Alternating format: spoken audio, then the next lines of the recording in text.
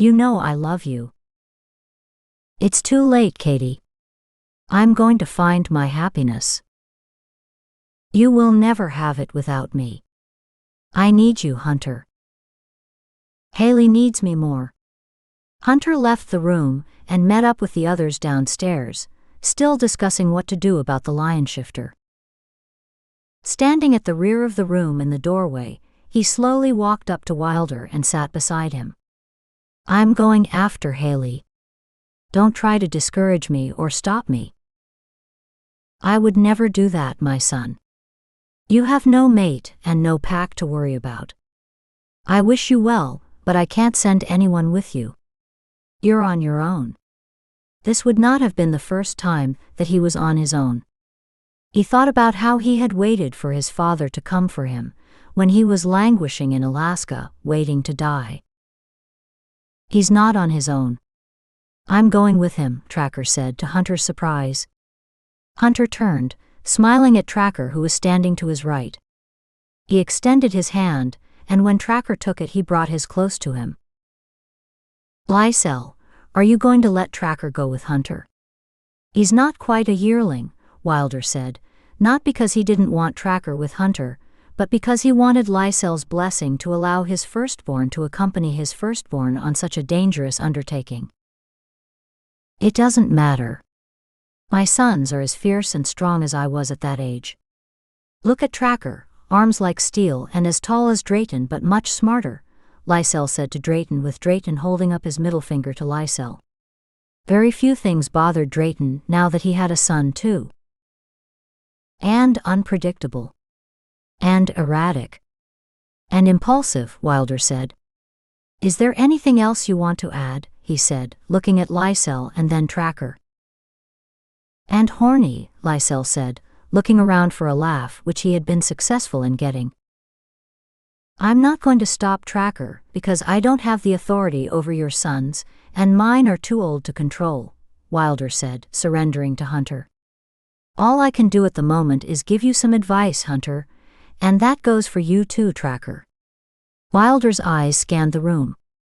Although he was talking to Tracker and Hunter, it was a lesson to the other pups who would become yearlings soon, and mature werewolves.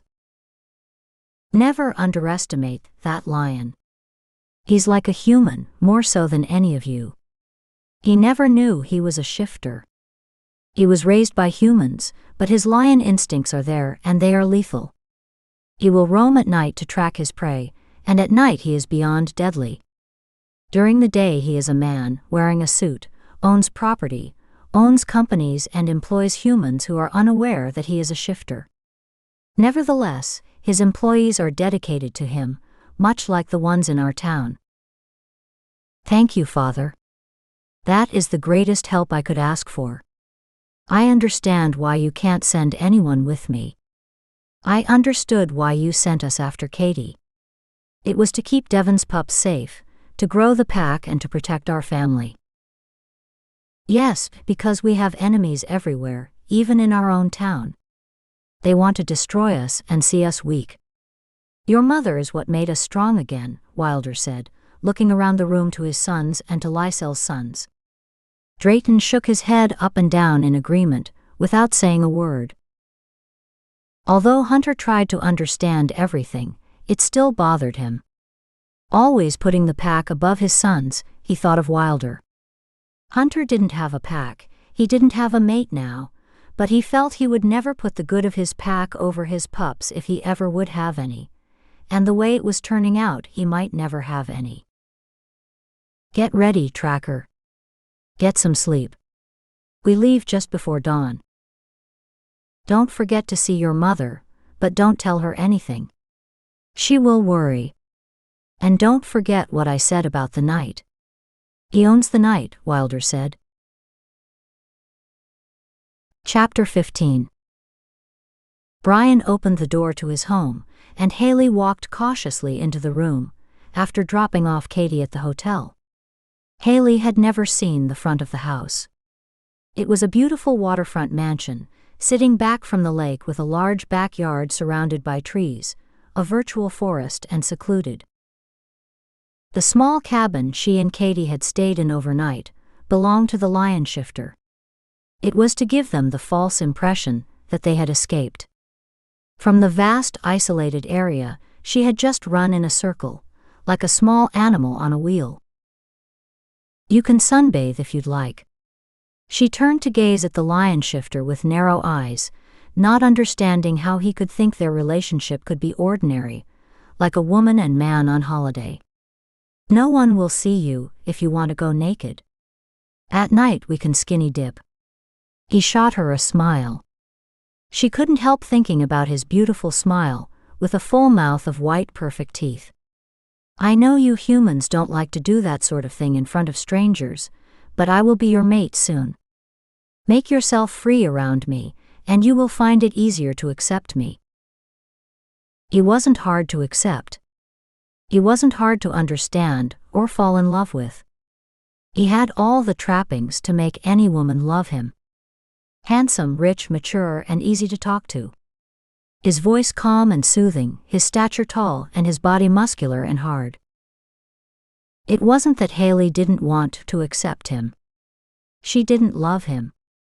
She was already in love, and she would never love anyone but Hunter. "There are clothes you can change into." He pointed to a bedroom in the back to the right of the foyer. "I promise you, I won't intrude if you don't want me to. If you want to stay in your room, I won't demand that you come and sit with me, but I do enjoy company by the fire, especially at night. I'll build a fire in the fireplace.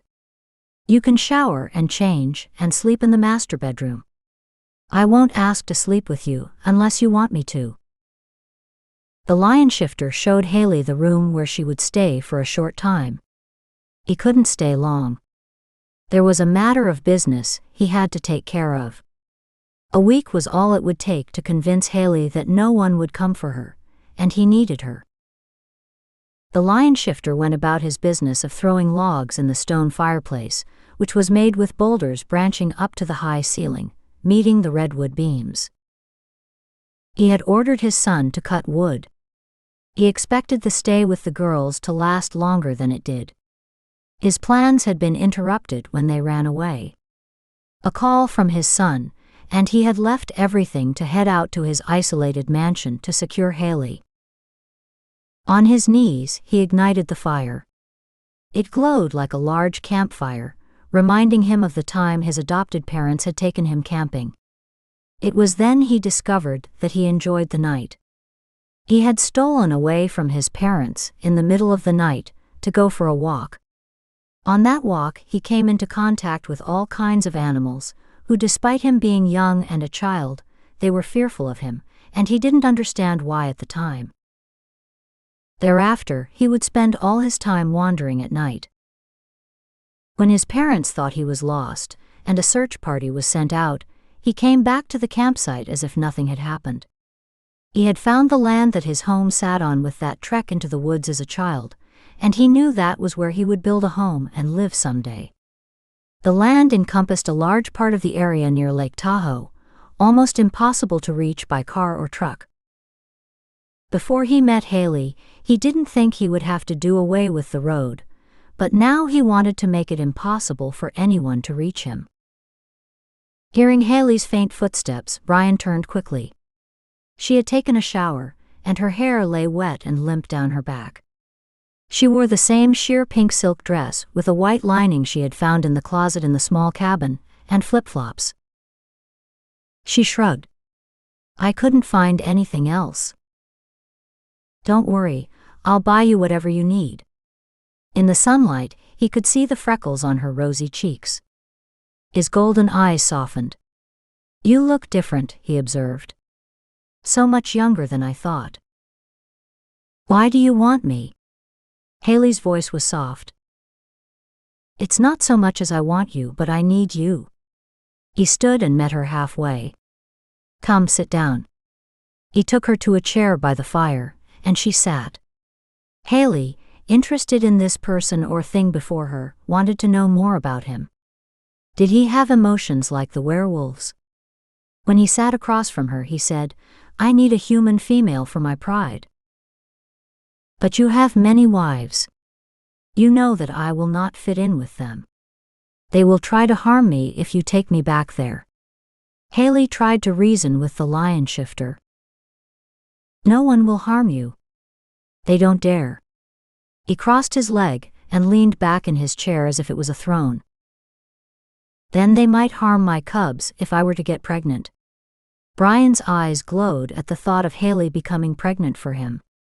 His mouth broke from the hard line. I will see that you never come into contact with them.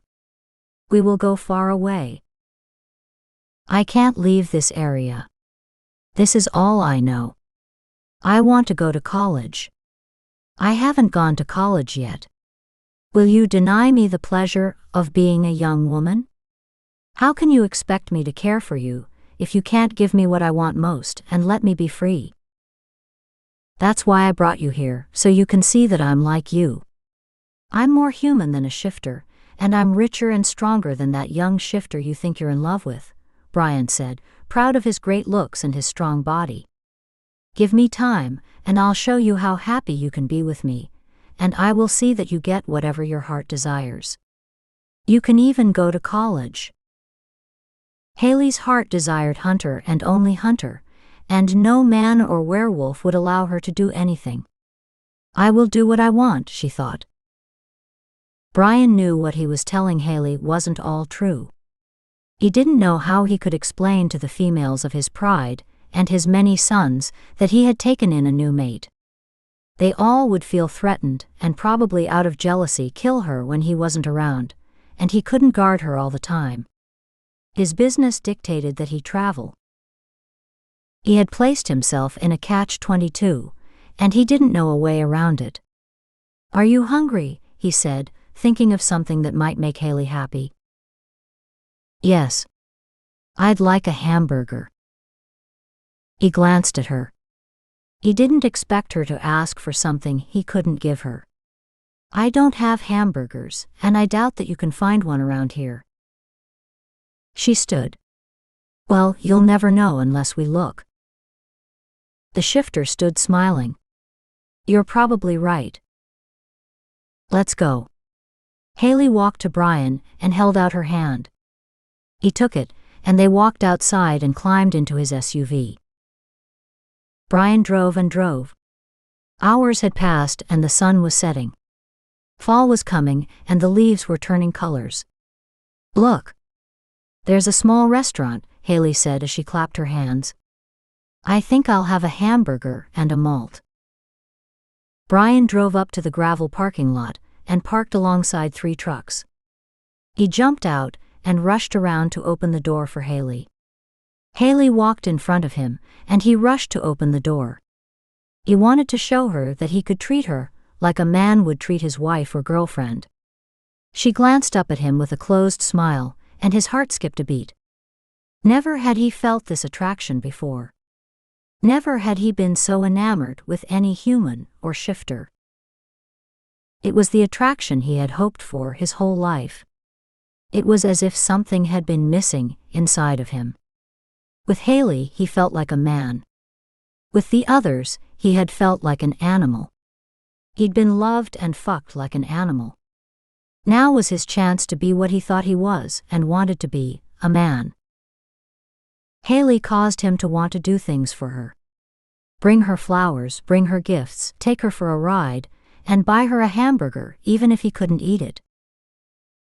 When the bell rang when he opened the door to the small restaurant, they sauntered through the doorway. A young man came from behind the counter. Can I help you? His eyes immediately fell on Haley. We would like 2 hamburgers with French fries and 2 malts. Brian shook his head. Only 1 hamburger and 1 malt. Normally we're closed and cleaning up, but you're so pretty, he said, his eyes never leaving Haley. I'll make an exception for your daughter. The young man with short curly hair said, as he ignored Brian. Brian's eyes narrowed and flashed to the young man. Haley placed her hand on his hand and he calmed. Thank you. That would be nice of you. She smiled at him and he smiled and walked to the counter. They sat at a table away from the counter. The young man placed the order with the cook, before resuming wiping down the counter. The cook gave him a dirty look and mumbled something. He waved him off, and didn't pay the cook any attention. When he came back, he stood near the table, waiting to ask Haley something. She looked up at him. "Do you live around here?" he said, with his hands shoved in his pockets, a little nervous. "There's a dance at the local club, and I would be happy to take you. That is, if your father doesn't mind." "I do mind, now do your cleaning. We came for a burger and nothing else." His voice was low, his eyes glaring with a threatening narrow look. The young man backed off. He didn't know. You can't get angry at something like that. You will have to confront that all the time. I am, after all, still technically a teenager, 19, you know. It wasn't long before the young man served Haley, and she ate and was soon back in the truck and headed back to the lake house. It was dark now. Brian reached for Haley's hand in the dark of the car, and she didn't flinch. She was no longer afraid of him, and he knew it. He fantasized about a life with her as they pulled out to the highway and headed back to the forest and to his home.